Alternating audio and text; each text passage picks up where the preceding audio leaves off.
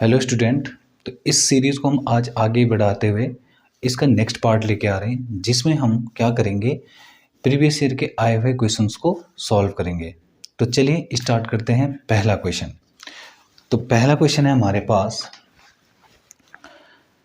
If alpha and beta are the zeros of the polynomial 2x square minus 4x plus 5 then find the value of alpha cube plus beta cube.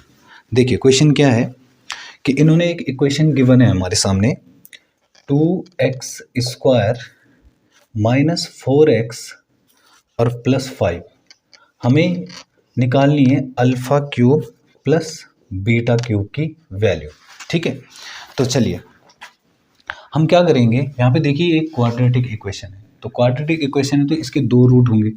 तो देखिए हमारे पास given क्या है, equation है 2x square minus 4x plus 5 equal to 0।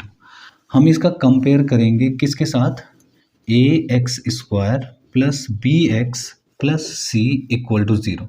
अब देखिए compare करने से हमें क्या मिल रहा है, हमारे पास है a इक्वल टू 2। कैसे कंपेयर करेंगे ना, तो देखिए a की जगह 2 है तो a इक्वल टू 2, b की जगह है हमारे पास -4 विद साइन लेंगे, ठीक है, और c की जगह है 5। क्लियर है। अब हमारे पास एक फॉर्मूला होता है अल्फ़ा प्लस बीटा।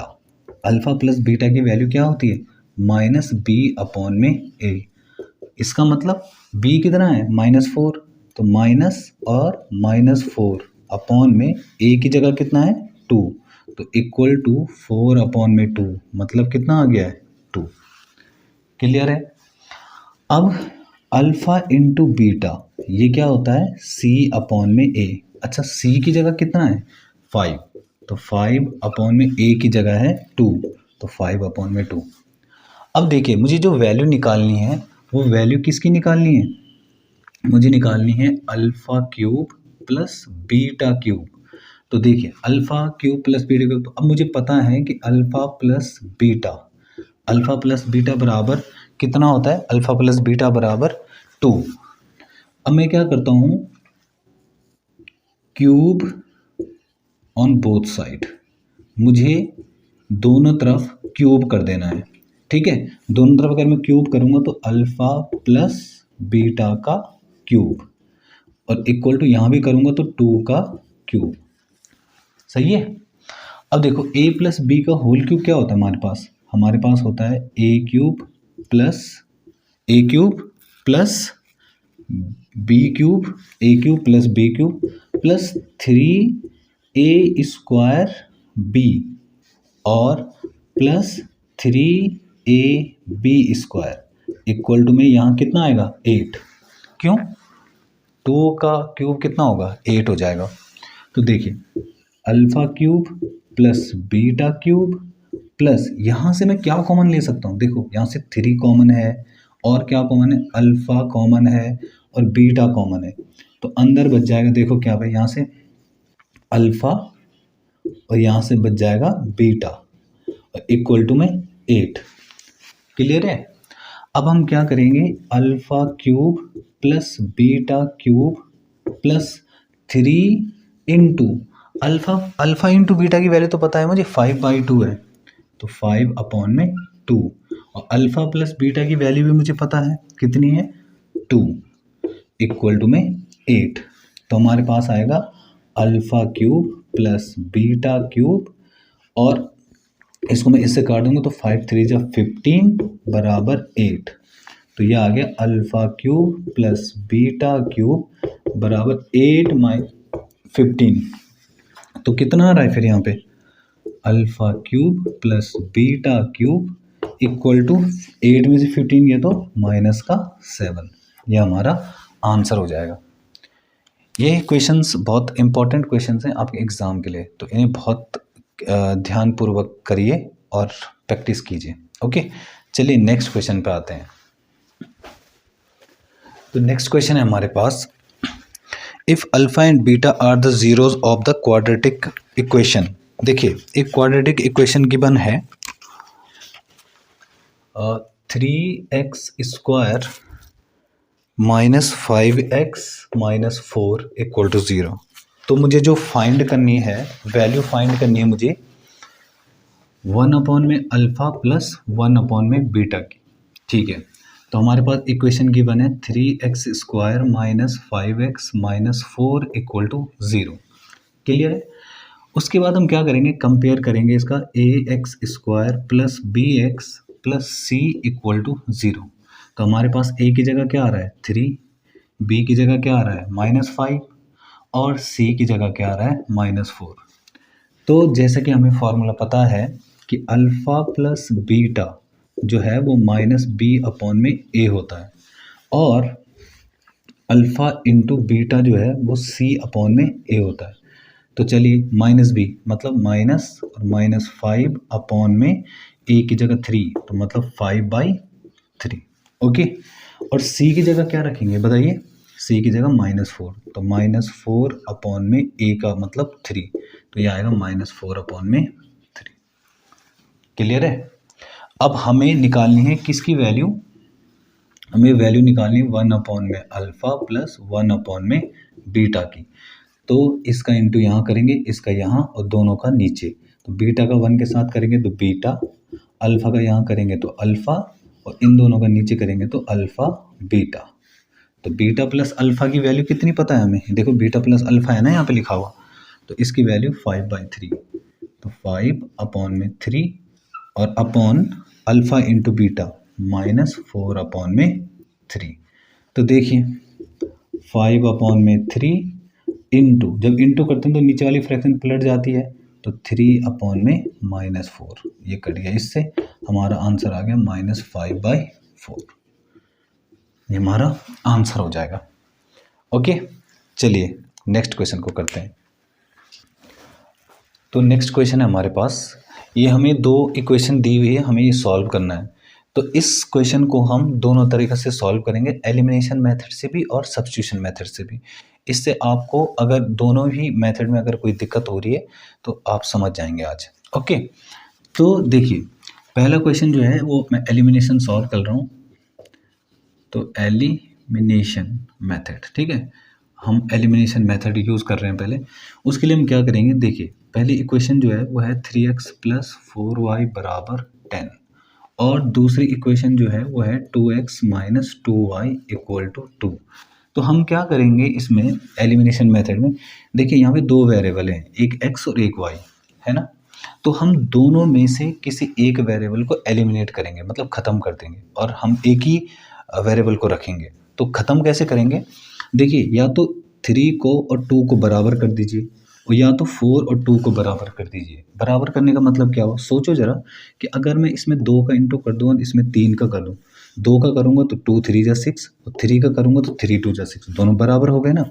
और अगर मैं इसको करूँ तो इसमें 2 का इंटू करने से हो सकता है, देखो इसमें अगर मैं 2 का इंटू कर दूँ तो 2 2 जा 4 और यहाँ 4 पहले से है ही, तो दोनों ही ये वाले बराबर हो जाएंगे। तो हम क्या करेंगे, मैं दूसरी वाली इक्वेशन में 2 का इंटू कर रहा हूँ।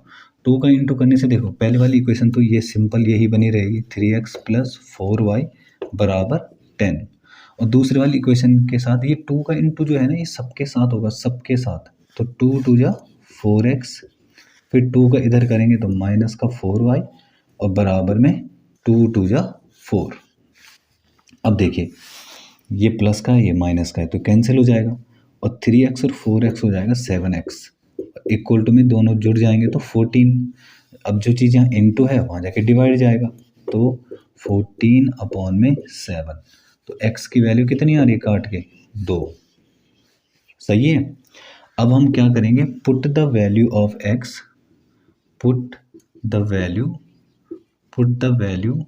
ऑफ x इन 1। अच्छा इक्वेशन नंबर 1 में रखेंगे, ये हमारी इक्वेशन नंबर 1 है और ये हमारी 2 है, मतलब ये 1 है और ये 2 है, ठीक है। तो 1 में रखो, तो देखिए 3x प्लस 4y बराबर 10, ये थी ना इक्वेशन, तो रखो यहाँ पे x की जगह 2 रखो, 3 इंटू 2 प्लस 4y बराबर 10। अब 3 2 जा 6 प्लस 4y बराबर 10, जो यहाँ प्लस है वहाँ जाके माइनस, तो 4y बराबर 10 माइनस 6, तो 4y बराबर 4, और y की वैल्यू कितनी आ रही है 1। 4 का डिवाइड 4 में हो जाएगा तो 1। तो y की वैल्यू कितनी आ रही है? 1। ओके, ये हमारा एलिमिनेशन मेथड है। इसी तरह के क्वेश्चन आप और देखें और उनको प्रैक्टिस करें। इसी क्वेश्चन को हम सब्स्टिट्यूट मेथड से देखेंगे। सब्स्टिट्यूशन मेथड तो कैसे करेंगे देखिए। सब्स्टिट्यूशन मेथड यूज़ करते हैं इसके लिए। सब्स्टिट्यूशन का मतलब होता है कि किसी की जगह ले लेना, सब्स्टिट्यूट करना, ठीक है। तो हम क्या करेंगे इसमें, जैसे दो इक्वेशन हमारे सामने गिवन है, 3x + 4y बराबर 10 है ना, और एक इक्वेशन हमारे पास 2x - 2y = 2। तो मैं क्या करता हूँ, इस 4y को यहीं रहने देता हूँ और इसको लिखता हूँ 10, और जो ये प्लस का है इसको वहाँ ले जाऊँगा तो 3x, जो y = 10 - 3x, और जो चीज़ यहाँ इंटू है वो जाएगा डिवाइड में। तो इसका मतलब अगर आपने इक्वेशन नंबर 1 से y की वैल्यू निकाली है तो उसे 2 में रखेंगे, अगर 2 से निकालते हो y की वैल्यू तो उसे x में रखेंगे, ठीक है। तो मैंने क्या करना है, जो इक्वेशन नंबर 2 है ये वाली, इसमें y की जगह अब ये वैल्यूज़ रखनी है। तो कैसे करेंगे देखिए, 2x - 2y बराबर 2, ये थी ना सेकंड इक्वेशन। तो 2x - 2 और y की जगह क्या रखना है, 10 - 3x अपॉन में 4 इक्वल टू में 2, ठीक। उसके बाद 2x माइनस, इसका इंटू यहाँ करूँगा तो माइनस का 20, इसका यहाँ करूँगा तो प्लस का 6x, प्लस क्यों हुआ, माइनस माइनस का प्लस, अपॉन में 4 इक्वल टू में 2। अच्छा, इसके नीचे 1 ले लो, दोनों का एलसीएम जो है वो हमारा कितना आ रहा है, 4। तो इसको 4 बनाने के लिए कितने का इंटू करूँ, 4 का, तो ऊपर भी 4 का, तो 8x - 20 + 6x और इक्वल टू में 2। इस 4 का इंटू 2 के साथ करो। अब जब इंटू करूँगा तो कैसे हो जाएगा, देखो 8x और 6x हो गया हमारे पास 14x, और माइनस का 20 और बराबर 4 2 जा 8, तो ये आ रहा है 14x बराबर 8 + 20, जो माइनस था वो वहाँ जाके प्लस हो गया, तो 14x बराबर 28, तो x बराबर 2। तो हमारे x की वैल्यू 2 और y की वैल्यू कैसे निकलेगी, ये x की वैल्यू जो है ना इसे सीधे यहाँ पुट कर दो, हमारा आंसर आ जाएगा। तो y बराबर 10 - 3 × 2 अपॉन में 4, तो मतलब 10 - 6 अपॉन में 4, तो इसका मतलब 4 अपॉन में 4, तो y की वैल्यू कितनी आ गई है, 1। तो ये हमारा y की वैल्यू आ गई। ओके, चलिए देखते हैं नेक्स्ट क्वेश्चन। तो थर्ड क्वेश्चन है हमारे पास, prove that parallelogram circumscribing a circle is a rhombus. ये कह रहा है कि एक पैरेललोग्राम है, ठीक है, एक पैरेललोग्राम है और इसके अंदर एक सर्कल है। सोचिए कि एक ये पैरेललोग्राम है और इसके अंदर एक सर्कल है। तो हम एक पैरेललोग्राम बनाते हैं और इसके अंदर एक सर्कल है, इसके अंदर एक सर्कल है। तो मुझे ये प्रूव करना है कि जो ये पैरेललोग्राम होगा ये रोम्बस होगा, ठीक है। तो देखिए A, B, C और D, बहुत इंपॉर्टेंट क्वेश्चन है ये। तो इसमें जो गिवन है वो गिवन क्या है, गिवन है कि A, B, C, D is parallelogram. अच्छा, A, B, C, D एक पैरेललोग्राम है और हमें जो प्रूव करना है, प्रूव क्या करना है कि A, B, C, D is rhombus. मुझे ये प्रूव करना है कि A, B, C, D एक रोम्बस है। अच्छा, अगर ये पैरेललोग्राम है ना तो इसके हम कुछ क्वालिटी यूज कर सकते हैं। क्या यूज कर सकते हैं हम प्रूव कर सकते हैं, प्रूफ में क्या लिखेंगे कि A, B, C, D is parallelogram. अच्छा, अगर A, B, C, D एक पैरेललोग्राम है तो इसका मतलब इसकी क्वालिटी क्या क्या होती है, पैरेललोग्राम की क्वालिटी होती है कि AB बराबर CD और AD बराबर BC, मतलब पैरेललोग्राम की जो अपोजिट साइड्स हैं वो बराबर होती हैं। तो हम इसको यूज कर सकते हैं। चलिए अब एक चीज़ बताइए, यहाँ पर किसी एक पॉइंट A से, इस पॉइंट A से ना एक टेंजेंट ये जा रही है और एक टेंजेंट ये जा रही है। तो किसी भी सर्कल के बाहर किसी पॉइंट से जो भी दो टेंजेंट डालूं मैं, वो हमेशा लंबाई में क्या होती हैं, बराबर होती हैं, वो हमेशा लेंथ में बराबर होती हैं। जैसे कि समझाता हूँ, देखो यहाँ पे एक सर्कल है और इस सर्कल के बाहर एक पॉइंट है, तो इस पॉइंट से जो दो टेंजेंट पड़ेगी ना, वो हमेशा बराबर होंगी। मतलब अगर इसको मैं ए नाम दूँ, इसको एम, तो ए एम बराबर हमेशा एम बी के बराबर होगा। ठीक है, तो देखिए इस ए पॉइंट से दो टेंजेंट अगर मैं यहाँ पे नाम दे दूँ इनके पी क्यू आर और एस, तो इसका मतलब ए पी बराबर ए एस होगा, बी क्यू बराबर बी पी होगा, सी क्यू बराबर सी आर होगा कि नहीं होगा। तो हम क्या करेंगे, हम यहाँ पे लिखेंगे कि ए पी जो है वो किसके बराबर होगा, ए पी ए एस के बराबर। ये हमारी इक्वेशन नंबर 1 बन गई। फिर हम लिखेंगे ए पी बराबर ए एस, तो बी पी बराबर जो बी पी है वो किसके बराबर होगा, बी क्यू के बराबर, इक्वेशन नंबर 2। और सी क्यू जो है वो किसके बराबर होगा, सी आर के बराबर, तो ये हमारी इक्वेशन नंबर 3। और जो डी आर है, डी आर वो हमारा किसके बराबर होगा, डी एस के बराबर, ये हमारी इक्वेशन नंबर 4 बन गई। हम क्या करेंगे, अब चारों इक्वेशन को ऐड कर देंगे, इक्वेशन नंबर 1 2 3 4 सबको ऐड करेंगे। तो एडिंग इक्वेशन नंबर 1 2 3 4 सबको हम ऐड कर देंगे। ठीक है, तो कैसे ऐड करेंगे, देखिए ऐड करेंगे तो ऐड कैसे, लेफ्ट लेफ्ट ऐड होगा और राइट राइट ऐड होगा। तो देखो A P plus B P और plus C R plus D R, C R plus D R बराबर होगा किसके, A S plus D S, A S plus D S और C Q plus B Q, B Q plus C Q. अब देखिए यहाँ पे इस figure में अगर मैं ये कहूँ कि ए पी और बी पी इन दोनों को ऐड कर दूँ तो यहाँ से ए बी नहीं बन जाएगा, ए बी, तो इसका मतलब ए बी और प्लस, अब देखो सी आर और डी आर ये मिलके कितना बना रहा है, ये बना रहा है C D equal to A S और डी एस, यहाँ से ए एस और डी एस क्या बना रहा है, ए डी, और बी क्यू और सी क्यू कितना बना रहा है, बी सी। ओके, अब यहाँ पर देखिए कि हमें गिवन है पहले से कि ये ए बी सी डी एक पैरेललोग्राम है, तो पैरेललोग्राम है तो ए बी बराबर सी डी के बराबर होगा। तो जहाँ पर सी डी है यहाँ पर मैं यूज़ कर सकता हूँ सी डी की जगह ए बी, क्योंकि ये गिवन है ना पहले से, तो सी डी की जगह मैं ए बी लिख रहा हूँ। तो A B plus A B बराबर ए डी की जगह तो ए डी रहने दो, बी सी की जगह भी ए डी ही लिख दो, तो A D plus A D, तो हमारा बन जाएगा 2ab और ये बन जाएगा 2ad। तो इसका मतलब 2 से ये 2 कैंसिल हो गया, तो ab बराबर ad। अब यहाँ पे फिगर में देखिए हमें पहले से पता था कि ab ये वाली जो साइड है वो इसके बराबर है, और अभी हमने ये प्रूव किया कि ये वाली साइड इसके बराबर है। ये वाली साइड जब इसके बराबर है और ये वाली साइड जब इसके बराबर है और ये वाली साइड इसके बराबर है, तो इसका मतलब चारों साइड बराबर नहीं हो गई।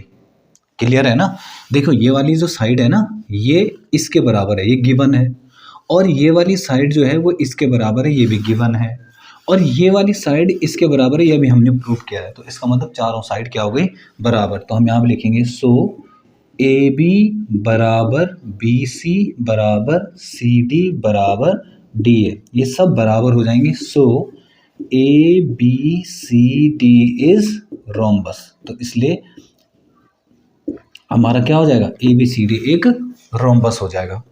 ओके, चलिए नेक्स्ट क्वेश्चन को करते हैं। तो नेक्स्ट क्वेश्चन है हमारे पास, find the value of K which the equation has no solution. अगर इन इक्वेशन के कोई भी सॉल्यूशन नहीं है तो हमें के की वैल्यू बतानी है।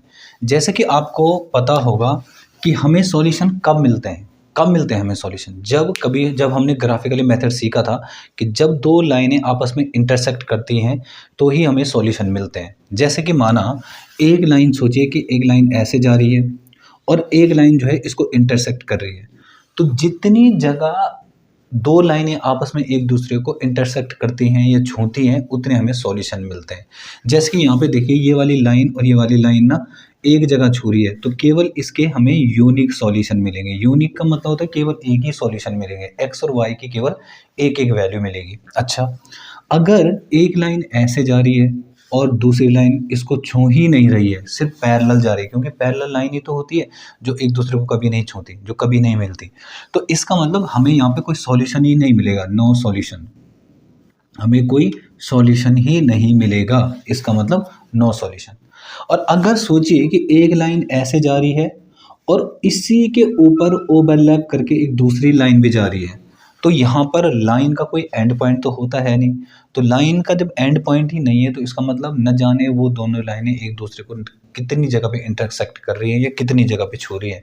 इसका मतलब इसके इनफाइनाइट मैनी सॉल्यूशन होंगे, इनफाइनाइट मैनी सॉल्यूशन। ओके, इसके जो है बहुत सारे सॉल्यूशन हो सकते हैं। तो जब कभी भी ऐसी कंडीशन गिवन हो तो हम क्या करेंगे, देखो हर बार हम क्वेश्चन को सॉल्व करने के लिए हम ग्राफिकल मेथड तो हम यूज़ करेंगे नहीं। तो उसके लिए हम क्या करते हैं, कुछ कंडीशन होती हैं। जैसे पहली वाली कंडीशन है A1 अपॉन में A2 अगर not equal to B1 upon में B2 आता है, तो इसका मतलब उसके यूनिक सॉल्यूशन आ जाते हैं। हमें इसको सॉल्व करने की ज़रूरत नहीं, हम सिर्फ यहीं से इस कंडीशन से ये पता करेंगे कि जो हमें दो इक्वेशन दी हुई है लाइन की, उनका नेचर कैसा है, मतलब वो यूनिक सॉल्यूशन वाले हैं, नो सॉल्यूशन वाले हैं कि इनफाइनाइट सॉल्यूशन वाले हैं। और इसकी जो कंडीशन होती है वो हमारे पास होती है A1 अपॉन में A2 equal to B1 upon में B2 और not equal to C1 upon में C2। क्लियर है।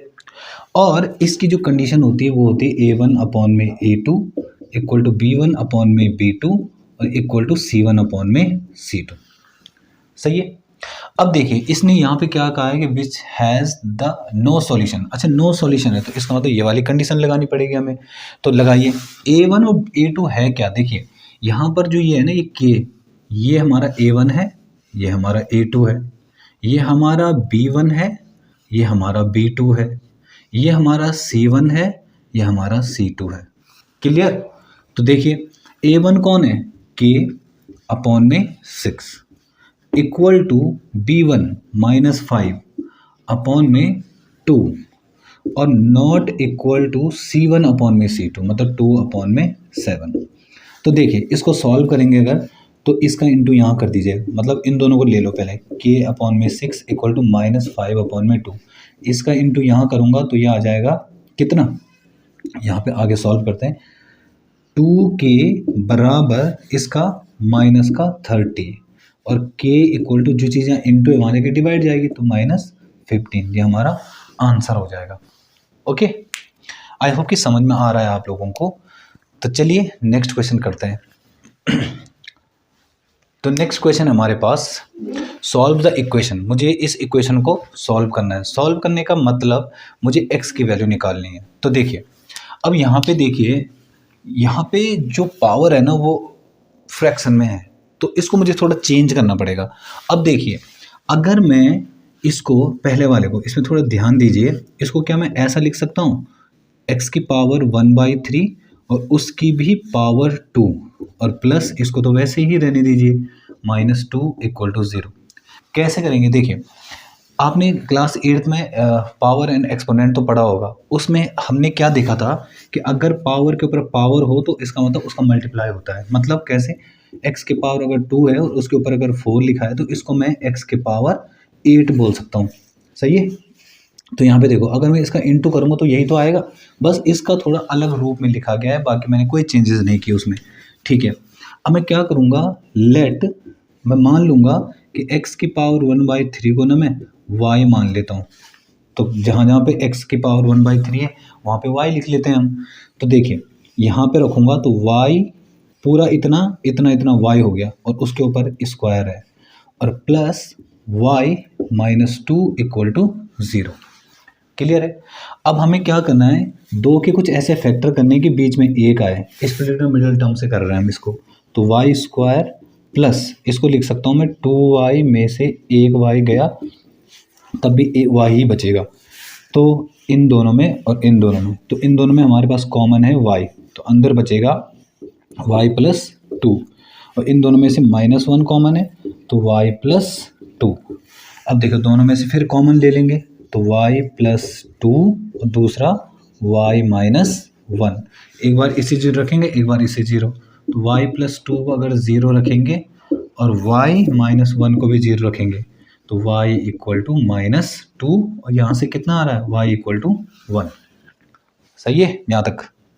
अब क्या करेंगे, हमें y की वैल्यू थोड़ी निकालनी थी, हमें तो x की वैल्यू निकालनी थी। तो फिर वापस हम क्या करेंगे, y की वैल्यू पुट करेंगे वहीं पे। तो हमने क्या माना था यहाँ पे, हमने माना था कि x की पावर 1/3 को मैंने y माना था। तो केस फर्स्ट कौन सा, व्हेन जब जो है y बराबर -2 है। तो कैसे करेंगे, देखो x की पावर 1/3 बराबर -2। तो जब यहाँ से क्यूब रूट हटेगा तो यहाँ से पावर वहाँ क्या जाएगी, क्यूब में जाएगी। तो x बराबर -2 की पावर 3। तो कितना आ रहा है, x बराबर -8। सही है। आगे केस सेकंड क्या होगा, जब व्हेन x इक्वल टू, जब x इक्वल टू कितना, सॉरी जब y इक्वल टू 1। तो जब y इक्वल टू 1 होगा तो बताओ x की पावर 1/3 बराबर 1 होगा। तो जब यहाँ से क्यूब रूट हटेगा, क्योंकि x की पावर 1/3 का मतलब होता है क्यूब रूट, x की पावर 1/2 का मतलब होता है स्क्वायर रूट, ये तो पता होगा आप लोगों को। तो x की पावर 1/3 बराबर 1, तो x बराबर 1 की पावर 3। तो इसका मतलब x बराबर कितना है, x का मतलब 1। आंसर, ये हमारा आंसर हो जाएगा। ओके, आप देख सकते हैं एक बार ढंग से, अगर कोई भी दिक्कत होती है तो एक बार रिमाइंड करके देखें वीडियोस को। ओके, चलिए नेक्स्ट क्वेश्चन देखते हैं। तो जो ये नेक्स्ट क्वेश्चन है हमारे पास, ये एक ट्रिग्नोमेट्री का क्वेश्चन है। हमें क्या करना है, प्रूव करना है इसको। ये लेफ्ट हैंड साइड और राइट हैंड साइड को हमें प्रूव करना है बराबर। तो हम क्या करेंगे, लेफ्ट हैंड साइड लेके चलते हैं, लेफ्ट हैंड साइड। तो देखिए लेफ्ट हैंड साइड में हमारे पास क्या है, कॉस ए अपॉन में 1 प्लस साइन ए और प्लस 1 प्लस साइन ए अपॉन में कॉस ए। ओके, तो हम इसका इंटू यहाँ कर देंगे, इसका यहाँ कर देंगे और इन दोनों को नीचे करेंगे। तो इसका यहाँ करेंगे तो देखिए क्या हो जाएगा, कॉस स्क्वायर ए। इसका यहाँ करूँगा तो 1 प्लस साइन ए का होल स्क्वायर क्यों हो रहा है, ये भाई 1 प्लस प्लस साइन ए सब 2 बार है, तो होल स्क्वायर अपॉन में इन दोनों का इंटू 1 प्लस साइन ए का इंटू कॉस ए के साथ। तो चलिए इसको लिखेंगे, तो कॉस स्क्वायर ए प्लस, इसको ए प्लस बी का होल स्क्वायर से खोलेंगे तो A square plus B square plus 2ab 2 sine A. Okay, A square plus B square plus 2ab upon में क्या हो जाएगा, 1 प्लस साइन ए और कॉस ए। तो देखिए कैसे करेंगे, कॉस स्क्वायर ए और साइन स्क्वायर ए, ये वाला टर्म और ये वाला टर्म दोनों मिलके 1 नहीं बना देंगे। देखो या तो इन दोनों को साथ कर लो, तो हमारा हो रहा है cos square A plus sine square A plus 1 ये वाला, और प्लस का 2 साइन ए अपॉन में 1 प्लस साइन ए और कॉस ए। ओके, अब देखो 1 cos square A plus sine square ए क्या होता है, 1 होता है। तो 1 प्लस 2 साइन ए अपॉन में 1 प्लस साइन ए और कॉस ए। अब देखो 1 और 1 कितना हुआ, 2। इससे आगे यहाँ देखते हैं, तो 2 प्लस 2 साइन ए अपॉन में 1 प्लस साइन ए और कॉस ए। सही है। उसके बाद इन दोनों से क्या मैं 2 कॉमन ले सकता हूँ, तो मैंने 2 कॉमन ले लिया, तो 1 प्लस साइन ए और अपॉन में 1 plus sign A cos A, ऐसे। अब देखो जो न्यूमरेटर में 1 प्लस साइन ए और डिनोमिनेटर 1 प्लस साइन ए, इसे मैं कैंसिल कर सकता हूँ। तो कैंसिल हो गया, मेरे पास बचेगा 2 अपॉन में कॉस ए। अच्छा, इसको क्या मैं ऐसा लिख सकता हूँ, 2 इंटू 1 अपॉन में कॉस ए, क्योंकि 2 1 जा 2, बात तो वही है। तो इतना कितना 1 प्लस कॉस ए, इसको सेक ए तो बोलते हैं, तो 2 सेक ए, ये हमारा आंसर हो जाएगा जो कि राइट हैंड साइड में है। तो इस तरह से हम इसको प्रूव कर सकते हैं। ट्रिग्नोमेट्री में जो भी आपकी एक्सरसाइज है 8.4, उसका जो क्वेश्चन नंबर 4 और 5 है वो बहुत मोस्ट इंपॉर्टेंट क्वेश्चंस हैं। बोर्ड में जाने से पहले उन्हें ज़रूर तैयार कर लें। उनमें से आपको 1 या 2 क्वेश्चन पक्का दिखेगा, 8.4 का क्वेश्चन नंबर 5 और 4, उनमें से सारे क्वेश्चन आपको अच्छी तरह से आने चाहिए। ओके, चलिए नेक्स्ट क्वेश्चन को करते हैं। तो नेक्स्ट क्वेश्चन हमारे पास ये एक फिगर है और इसमें मुझसे ये पूछा गया है कि prove that A O B बराबर 90 डिग्री। मतलब ए ओ बी मतलब ये वाला एंगल, मुझे ये वाला एंगल प्रूव करना है कि ये 90 डिग्री का होगा। और इसमें गिवन क्या क्या है, हमें पता है कि एक्स वाई और एक्स डैश वाई डैश दो टेंजेंट्स हैं जो कि सर्कल की टेंजेंट्स हैं, और पी क्यू जो है वो सर्कल का डायमीटर है। ठीक है, और यहाँ से सर्कल के सेंटर से इनको जोड़ा गया है, दो पॉइंट हैं जो कि टेंजेंट के ऊपर है, ए और बी। ठीक है, और जो ये वाली टेंजेंट है ए बी, ये सी को यहाँ सी पर कट कर रही है या छू रही है। ठीक है, तो मुझे ये प्रूव करना है कि ए ओ बी जो है क्या है, 90 डिग्री। देखो इस क्वेश्चन को हम कैसे करेंगे, हम ना इसको इससे मिला देते हैं। अब देखिए इसको इससे मिला देंगे तो क्या बनेगा, हम क्या करेंगे, इनको नाम दे देते हैं 1, ये 2, ये 3, इस एंगल को 4। अब हमें पता है कि एंगल 1, एंगल 2, एंगल 3, एंगल 4 ये सब मिलके ना 180 डिग्री बना रहे हैं। क्यों? क्योंकि सप्लीमेंट्री एंगल्स है, वो एक लाइन के ऊपर है ना। देखो लाइन के ऊपर जब भी कोई एंगल बनता है वो हमेशा 180 डिग्री होता है। देखो पूरा एंगल, तो 1 + 2 + 3 + 4 ये सब मिलके कितना बनाएंगे, 180 डिग्री। चलिए तो स्टार्ट करते हैं। हम क्या करेंगे, हम लिखेंगे इन ट्रायंगल, देखिए कौन सा ट्रायंगल है, पी ओ ए या ए ओ पी, कुछ भी बोल दो। तो triangle A O P and triangle कौन सा, जिसका नाम है ए ओ सी, ए ओ पी और ए ओ सी। इन दोनों ट्रायंगल्स में देखो, इन दोनों ट्रायंगल्स में क्या क्या चीज़ बराबर है। पहली बात क्या बराबर है, देखो मैं ये कह सकता हूँ कि पी ओ जो है वो ओ सी के बराबर है। क्यों? क्योंकि वो रेडियस है। ठीक है, सर्कल की रेडियस है तो वो बराबर होंगी। दूसरी बात ये हो गया ए ओ बराबर ए ओ बराबर ए ओ, क्योंकि वो कॉमन है दोनों में। अच्छा, और तीसरी बात क्या है, ए पी बराबर ए सी, क्योंकि किसी पॉइंट से सर्कल पर डाली गई जो टेंजेंट होती है उनकी लंबाई हमेशा क्या होती है, बराबर। तो ए पी बराबर ए सी, क्योंकि वो टेंजेंट है, टेंजेंट्स। इसलिए हम क्या बोल सकते हैं, triangle A O P congruent हो जाएगा ट्रायंगल ए ओ सी के। अच्छा, ए ओ पी और ए ओ सी जो है दोनों ट्रायंगल क्या हो जाएंगे, कॉन्ग्रुएंट। अच्छा, अगर कॉन्ग्रुएंट हैं तो इसका मतलब एंगल 1 बराबर एंगल 2। सही है।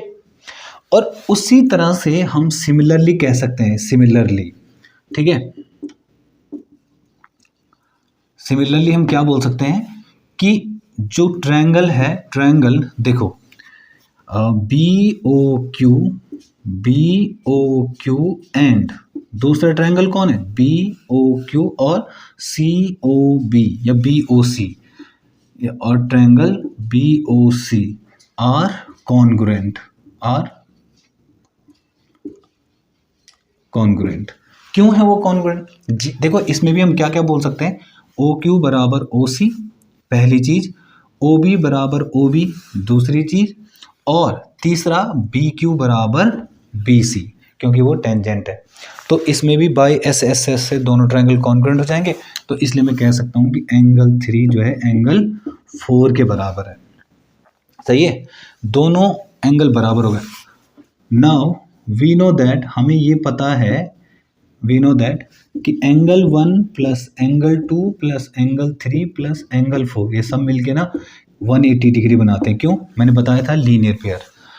अब एक चीज़ देखिए, एंगल ए ओ बी जो है ना वो 2 और 3 बना रहा है, एंगल 2 और एंगल 3 बना रहा है। तो हमें 2 और 3 को रहने देना है, बाकी 1 और 4 को रिप्लेस करना है। पर किससे रिप्लेस करना है, यहाँ देखो जहाँ पे 2 है वहाँ पे मैं 1 लिख सकता हूँ, या फिर जहाँ पे 1 है वहाँ पे मैं 2 लिख सकता हूँ। तो मैं यहाँ पे लिखूँगा 2, ये तो 2 रहेगा ही, 3 भी रहेगा। एंगल 4 की जगह भी हम क्या लिख सकते हैं, एंगल 2 = 180। अब देखिए 2 बार है एंगल 2, फिर 2 बार भी है एंगल 3, ठीक है, 2 बार भी है एंगल 3। इक्वल टू में 180। ये एंगल 2 नहीं एंगल 3 होगा, क्योंकि एंगल 3 और एंगल 4 बराबर है, तो जहाँ पर 4 है वहाँ पे मैं 3 ही यूज करूँगा। तो देखो जो चीज़ें इंटू वहाँ जाके डिवाइड, तो एंगल 2 प्लस एंगल 3 बराबर 90 डिग्री। ओके, अब angle 2 plus angle 3, angle 2 plus angle 3 उसको मैं क्या नाम दूंगा, ए ओ बी। तो इसका मतलब angle A O B equal to 90 degree, और मुझे यही प्रूव करना था। ओके, चलिए देखते हैं नेक्स्ट क्वेश्चन। तो नेक्स्ट क्वेश्चन है हमारे पास, 3 coins are tossed together, find the probability that of getting at least 2 heads, at most 2 heads। इन्होंने कहा 3 सिक्के हैं, उनको उछाला गया और हमें प्रोबेबिलिटी बतानी है फिर कि कम से कम 2 हेड आने की, और दूसरा है एट मोस्ट 2 हेड्स, मतलब ज़्यादा से ज़्यादा 2 हेड आने की। तो देखिए इन क्वेश्चनों को हम कैसे करेंगे, पहले हम ना सैंपल स्पेस निकाल दें, या हम पहले टोटल आउटकम्स निकाल दें कि टोटल आउटकम्स बनेंगे कितने। जैसे कि मैंने पहले क्या किया, एक सिक्का उछाला तो क्या हेड और टेल कुछ भी आ सकता है, फिर दूसरी बार उछाला या दूसरा सिक्का उछाला तो हेड और टेल कुछ भी आ सकता है, कुछ भी आ सकता है ना, हेड और टेल। फिर तीसरी बार उछाला तो हम कैसे करेंगे, हेड और टेल कुछ भी आ सकता है, हेड और टेल कुछ भी आ सकता है, हेड और टेल कुछ भी आ सकता है। तो अब हम क्या लिखेंगे, अब इससे सैंपल स्पेस या फिर टोटल आउटकम्स लिखेंगे कि क्या क्या बन रहे हैं। देखिए पहला बनेगा हमारा हेड हेड हेड, फिर बनेगा हेड हेड टेल, फिर बनेगा हेड टेल हेड ये वाला, फिर हेड टेल टेल, फिर हेड टेल टेल, फिर यहाँ पे टेल हेड हेड, फिर tail head tail, tail head tail, फिर अगला बनेगा टेल टेल हेड, फिर टेल टेल टेल। अब देखिए ये हमारे टोटल आउटकम्स हैं। टोटल आउटकम्स मतलब जो हमारा प्रोबेबिलिटी होती है ना, उसमें क्या लिखते हैं हम, probability equal to favourable outcomes upon में टोटल आउटकम्स। तो ये टोटल आउटकम्स में आएंगे रिजल्ट, और फेवरेबल में मतलब देखो इन्होंने क्या कहा, एटलीस्ट 2 हेड, मतलब कम से कम 2 हेड चाहिए, कम से कम। तो कहाँ पर 2 हेड हैं बताइए, कम से कम 2, मतलब 2 से ज़्यादा मिल जाए कोई बात नहीं, पर 2 से कम नहीं होना चाहिए। मतलब ऐसे आउटकम्स बताओ, ऐसे आउटकम्स बताओ जहाँ पर कम से कम 2 हेड हों। 2 हो सकते हैं और 3 भी हो सकते हैं। तो देखिए पहला तो ये है, दूसरा ये है, तीसरा ये है, और चौथा ये है, और जगह नहीं है, और कहीं पे भी 2 हेड नहीं है। तो हमारा जो टोटल प्रोबेबिलिटी हो जाएगी फर्स्ट वाले की, वो क्या होगी, प्रोबेबिलिटी इक्वल टू 4 अपॉन में, वैसे कितने हैं ये, 1 2 3 4 5 6 7 8, तो 8। तो इसका मतलब अगर मैं रिड्यूस करूँ इसको तो 1/2 हमारा आंसर हो जाएगा। ओके, सेकंड वाला कौन सा है, एटमोस्ट 2 हेड, मतलब ज़्यादा से ज़्यादा 2, मतलब ज़्यादा से ज़्यादा 2 होने चाहिए, 2 से ज़्यादा नहीं होने चाहिए। 2 से कम हो जाए कोई बात नहीं। अब देखिए 2 या 2 से कम में कौन कौन है, तो सबसे पहले हम देखते हैं ज़्यादा से ज़्यादा 2 वाले ज़्यादा से ज़्यादा 2, एक ये है, एक ये है, एक ये हो गया, और ये तो हो गए ज़्यादा से ज़्यादा 2 में। अब हम एक एक वाले ढूंढेंगे जहाँ पर एक हो सकता है, एक ये भी हो सकता है, यहाँ पे भी एक है, यहाँ पे भी एक है, ठीक है, 2 हो गया, 1 हो गया। ऐसे भी तो हो सकता है कि 0 हो, तो कहाँ पे है, जहाँ पे 0 हेड है, तो इसका मतलब ये। अब इनको गिनिए, 1 2 3 4 5 6 7, तो हमारी जो प्रोबेबिलिटी आ जाएगी वो आ जाएगी 7/8। ओके स्टूडेंट, तो ये इस तरह से ये प्रोबेबिलिटी के क्वेश्चन होंगे। जब भी आपका डाइस के क्वेश्चन या फिर जब भी आपके कॉइन्स के क्वेश्चन होंगे तो आप इसी तरह से करेंगे। इस मेथड को हम ट्री मेथड बोलते हैं। ओके, तो आज की जो वीडियो है उसमें हम केवल इतने ही क्वेश्चन कर रहे हैं। इसका हम नेक्स्ट पार्ट भी ले आएंगे, इसमें जो भी क्वेश्चंस छूटे हुए हैं हम उसमें नेक्स्ट वीडियो में करेंगे। ओके, बस आप लोग इनको घर में सॉल्व कीजिए और बहुत अच्छी तरह से मेहनत कीजिए ताकि आपका पेपर बहुत अच्छा हो। Okay, thank you class.